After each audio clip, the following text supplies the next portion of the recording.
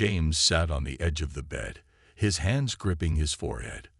The weight of the world pressed down on him, or at least that's how it felt. Bills were piling up, his job wasn't stable, and now Lisa was expecting a baby. He should have been happy. He should have been excited. But all he felt was fear. Lisa stood in the doorway, watching him. She knew something was wrong. Lately, James had been distant, lost in his own thoughts. He barely spoke about the baby. Whenever she brought up doctor visits or baby names, he either changed the subject or left the room. "James," she said softly, walking closer. "Are you okay?" He looked up at her, his eyes filled with emotion she couldn't quite understand. "I don't know if I can do this," he admitted, his voice barely above a whisper. Lisa's heart sank. "Do what?" "This. Be a father. Take care of a family. I don't even know how we're going to afford everything," he said, standing up and pacing the room. "What if I fail? What if I can't provide? What if I mess everything up?" Lisa reached for his hand, but he pulled away. "James, we're in this together. I know things are hard right now, but we'll find a way. You don't have to do this alone." But James wasn't listening. His mind was already racing with thoughts of escape. He had seen men struggle under the pressure of fatherhood, and he feared he would be no different. He had watched his own father walk away when things got tough. Maybe this was just who he was, someone who ran when things got difficult. That night, James lay awake, staring at the ceiling. He listened to Lisa's steady breathing beside him. She had fallen asleep after trying to reassure him for hours. She believed in him more than he believed in himself. That only made the guilt worse. By morning, his decision was made. Before the sun fully rose, James packed a small bag, grabbed his wallet, and walked out the door. He didn't leave a note. He didn't say goodbye. He just left. Lisa woke up to an empty bed. At first, she thought maybe he had gone for a walk, or to clear his mind. But when she checked the closet and saw his clothes missing, her heart pounded in her chest. She called his phone, but it went straight to voicemail. Panic set in. She searched the apartment, hoping he had just stepped out for a moment. But deep down she knew. James was gone. Tears filled her eyes, but she refused to break down. She wasn't just thinking about herself anymore. She was thinking about the tiny life growing inside her. She placed a hand on her stomach, whispering, "It's okay, baby. I'm here. I won't leave you." Even though her heart ached, Lisa knew she had to be strong. She had no idea what the future held, but one thing was clear: she would face it alone. Lisa sat in the doctor's office, her hands tightly gripping the armrests of the chair. She had come alone. She had no choice. James was gone, and she had to face this journey without him. The doctor smiled warmly as he looked at the ultrasound screen. "Lisa, I have some news for you," he said gently. She held her breath, nervous about what was coming next. "You're not just having one baby," the doctor continued. "You're having 4. Lisa's eyes widened. "4," she whispered, almost in shock. "Yes, quadruplets," the doctor confirmed. "It's going to be a challenging pregnancy, but with proper care, you and your babies will be fine." Lisa nodded, but inside, her mind was spinning. She had been preparing herself to raise one child alone, but 4. How would she do this? How would she afford it? How would she give them everything they needed? The days turned into weeks, and Lisa worked harder than ever. She took extra shifts at the diner where she worked, staying on her feet for long hours even though her back ached. Every dollar mattered now. She cut down on her expenses, saving every bit she could for the babies. People around her noticed the change. Her best friend, Sarah, often reminded her to rest. "Lisa, you can't do everything alone," she said one evening, bringing over a home-cooked meal. "Let me help." But Lisa shook her head. "I have to do this, Sarah. These babies depend on me. I can't afford to fail." As the months passed, her belly grew larger, and so did her worries. There were nights she lay awake, staring at the ceiling, wondering if James even thought about her. Did he know what he had left behind? Did he care? Despite everything, Lisa stayed strong. When she wasn't working, she was preparing for the babies. She set up a small nursery in her tiny apartment, using second-hand cribs and baby clothes donated by kind neighbors. She attended parenting classes alone, taking notes and asking questions because she knew she had to be both mother and father to her children. Then, one evening, the pain started. It was too early. She wasn't ready. But life had its own plans. Rushed to the hospital, Lisa fought through every moment, her body exhausted but her heart full of determination. Hours later, she heard the cries of her babies, one after another. Tears filled her eyes as she held each tiny newborn in her arms. They were small, delicate, but alive. Looking at them, she whispered, "I promise, I will never leave you." She was alone, but she was also a mother now. And no matter how hard life got, she would fight for them. James stepped off the bus, stretching his arms as he looked around the busy city. It had been years since he left his old life behind. He had no plans when he walked away that morning, only the fear of failure pushing him forward. At first, life on his own had been difficult. He had little money, no real direction, and guilt that followed him everywhere he went. But over time, he found ways to survive. He took on small jobs, moving from place to place, never staying long enough to get attached. He told himself it was for the best. Eventually, he settled in a different city and found stable work at an auto repair shop. It wasn't glamorous, but it paid the bills. He rented a small apartment, kept to himself, and avoided anything that reminded him of the past. Occasionally, thoughts of Lisa and the baby crept into his mind. Did she manage without him? Did she hate him? And the child, was it a boy or a girl? He had no answers, and deep down, he was too afraid to find out. Years passed, and James tried to convince himself that he had done the right thing. He wasn't ready back then. He would have messed everything up. Leaving gave Lisa a chance to find someone better, someone stronger. That's what he told himself, at least. One evening, after finishing work, James sat at a diner, sipping his coffee. He watched families sitting together, parents helping their children with homework, laughing over meals. A strange feeling settled in his chest, an emptiness he couldn't ignore. That night, as he lay in bed, he stared at the ceiling, just as he had on the night he left. But this time, he wasn't thinking about running away. He was thinking about what he had lost. The next morning, he made a decision. He needed to go back. It wasn't just curiosity. It was something deeper, a pull he couldn't ignore any longer. He wanted to know if Lisa was okay. He wanted to see the child he had abandoned. He didn't know if they would even want to see him, but he had to try. Packing a small bag, James took the first bus, heading back to his old town. As the city he once called home came into view, his heart pounded in his chest. He had no idea what he would find. Would Lisa have moved on? Would she even speak to him? And most of all, would his child even know who he was? James walked through the streets of his old town, his hands tucked into his jacket pockets. Everything looked the same, yet it felt different. It had been years since he left, but the memories came rushing back with every step he took. The small grocery store on the corner, the park where he and Lisa used to walk, the little cafe they used to visit. It all reminded him of the life he had abandoned.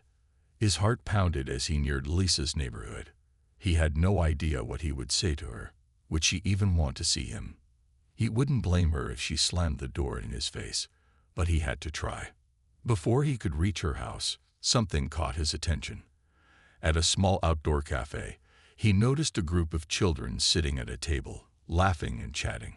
They looked alike, two alike, 4 of them, all with the same bright eyes and dark hair. Something about them seemed familiar, though he couldn't place it right away. Then he heard one of them say something that sent chills down his spine. "Mom is coming.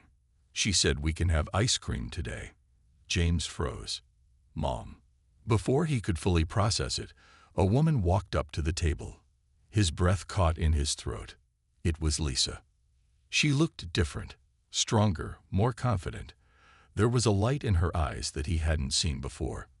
She greeted the children with a warm smile, ruffling one of their heads before sitting down with them. James felt like the air had been knocked out of his lungs. 4 children. 4. His mind raced. Could they be his? Was this what he had left behind? He had walked away thinking Lisa was going to have 1 child, but now, here were 4. His hands trembled as he stepped back, his mind spinning. He had imagined this moment so many times, but nothing had prepared him for this. They looked happy. They looked loved. And he had missed it all. For a long moment, he just stood there, watching them, his heart aching with regret. He wanted to go up to them, to say something. But what could he say?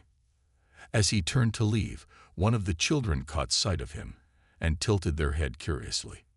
"Mom," the little girl said, pointing toward him. "That man is staring at us." Lisa looked up.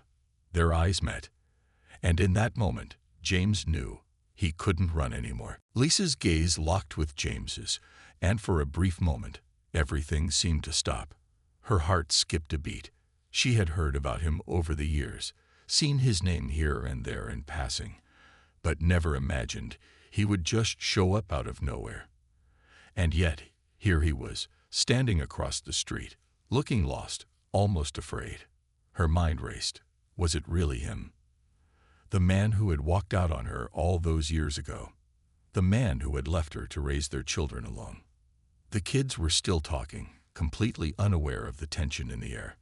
Lisa took a deep breath and excused herself, walking slowly toward James.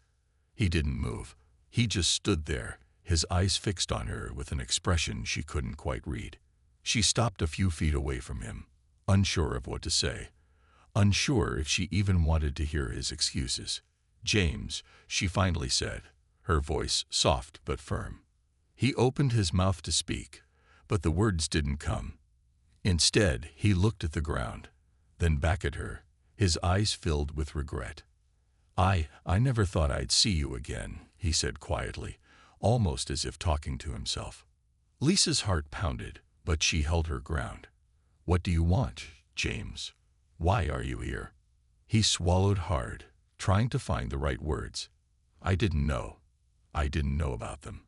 I didn't know there were 4. I'm sorry."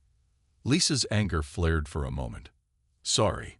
She had spent years raising their children alone, carrying the weight of everything on her shoulders. 4 children, no help, and a broken heart to match. But there was something in his voice, something in his eyes that made her pause. It wasn't just an apology. It was genuine regret. "You walked out on me, James," she said, her voice trembling with the emotion she had kept locked inside for so long. "You left me alone to raise them. I didn't ask for this. I didn't ask for any of it." James nodded, his eyes full of sorrow. "I know. And I can't undo the past. I've thought about it every day, wondered if I'd made a mistake, if I could have been there for you.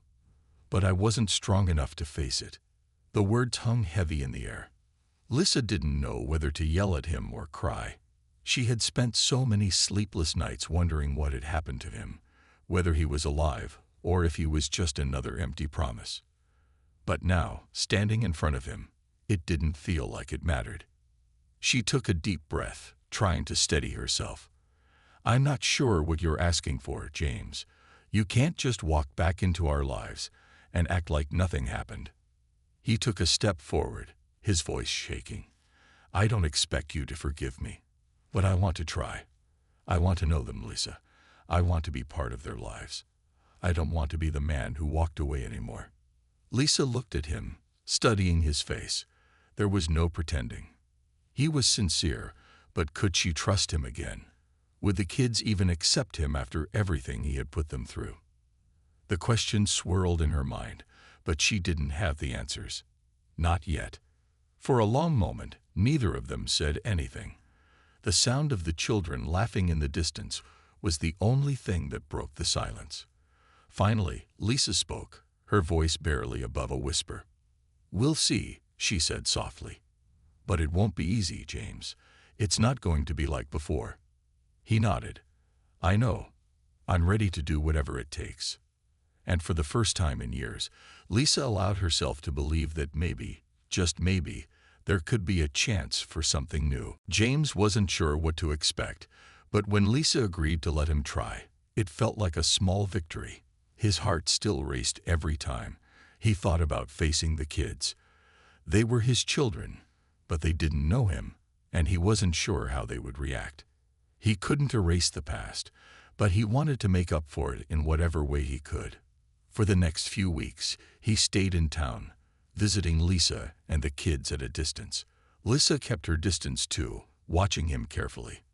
There were moments when she was warm, when she let her guard down and allowed him to speak with the children.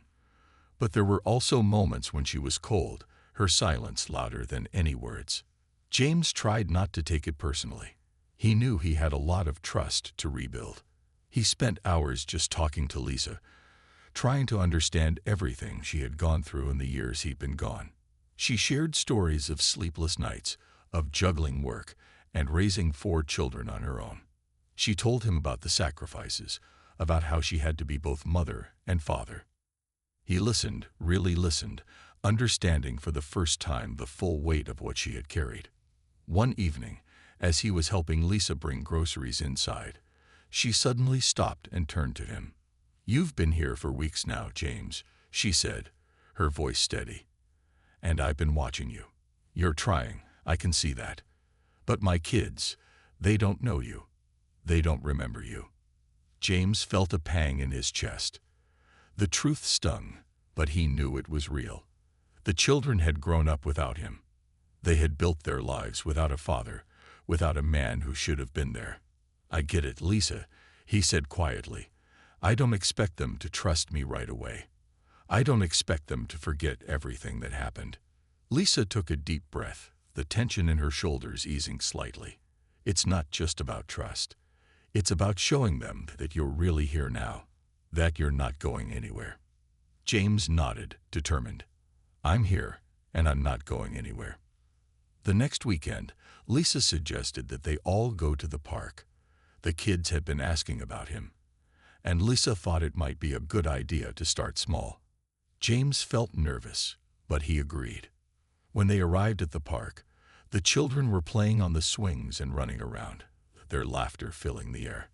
Lisa called them over, and they came bounding up to her, faces bright with excitement. "This is James," she said, her voice softer than before. "He's your dad." The children stopped for a moment, eyes wide, as if they were trying to process what she had just said. James smiled awkwardly and knelt down to their level.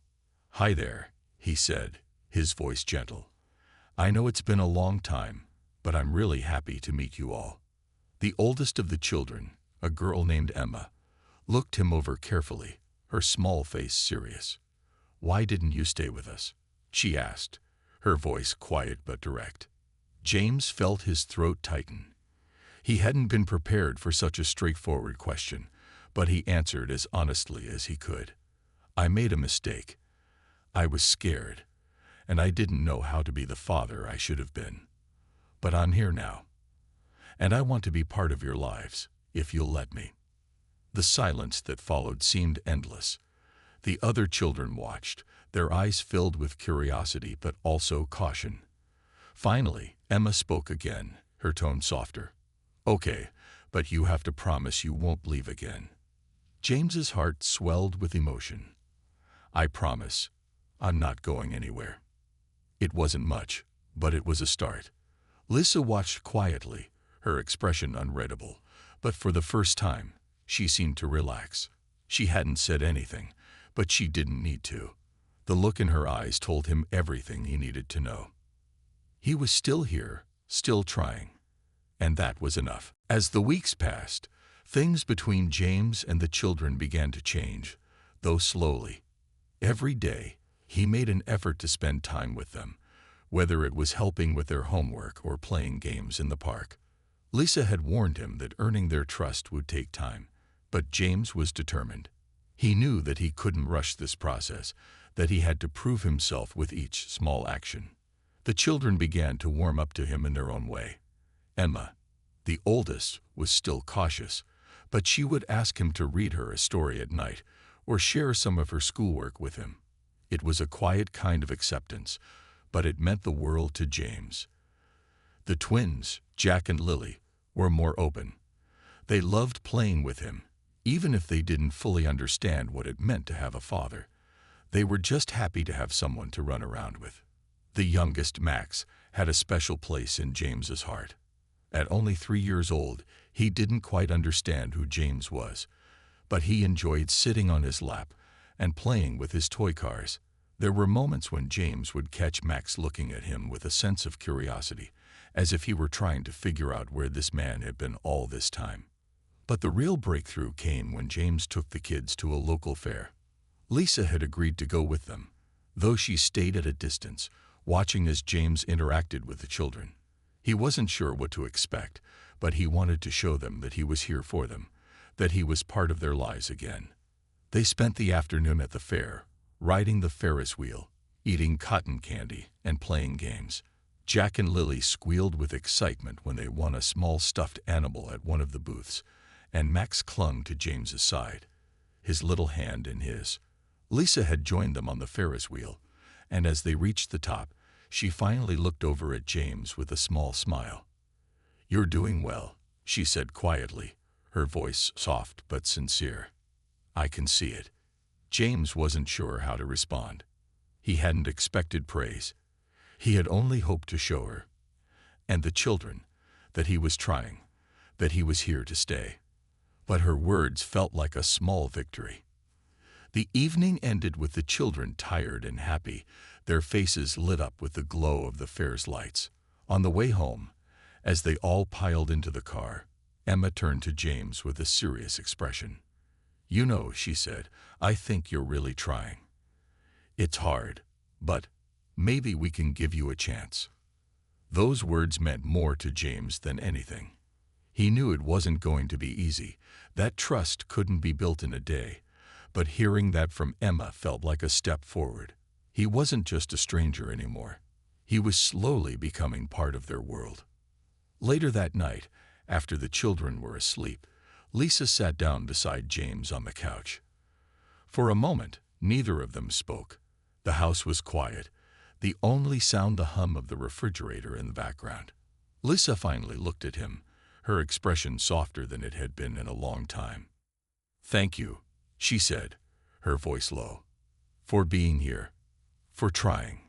James nodded, his heart full of gratitude. "I should have been here sooner, but I'm here now. I won't let you down again." She didn't respond right away, but the way she looked at him said everything. There was still a long way to go, but for the first time, they were both starting to believe that maybe, just maybe, there could be a future for them, together as a family. Months passed, and slowly but surely, the family began to find their rhythm. It wasn't perfect. There were still moments when the children would pull back, still moments when Lisa would retreat into herself, unsure of how to fully trust James again. But things were different now. The distance between them was shrinking, bit by bit, and it felt like they were building something new, something stronger. James was there for every school recital, every soccer game, every doctor's appointment. He made an effort to be part of the everyday life, to show the children that he could be counted on. There were hard days, days when the kids would get frustrated with him for not knowing what they needed, or when Lisa would need space and wouldn't know how to ask for it. But over time, they learned to communicate better, and little by little, they began to heal from the wounds of the past. The first time Emma hugged him without hesitation was a milestone. She had always been the most cautious, the one who took the longest to open up. But one evening, after they'd all finished dinner, she walked over to him with a soft smile. Without a word, she wrapped her arms around him. It wasn't a huge, dramatic moment, but for James, it meant everything. It was a quiet acceptance, a symbol that he was no longer an outsider to them.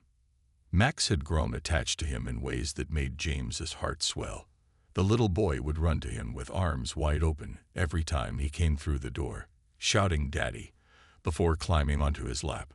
The word still felt new, like it didn't quite belong to him, but each time he heard it, it felt more real, more earned. Lisa's trust was still something he worked on every day. There were nights when she would stay up late, going over old papers or lost in thought, and he would sit next to her, silently offering his presence. She didn't talk much about the past, and James understood why. He had taken so much from her, left her with so much pain. But he didn't need to say anything to show her that he was committed to being there. It was in his actions, in the way he made sure she felt supported, the way he stepped up when she needed him.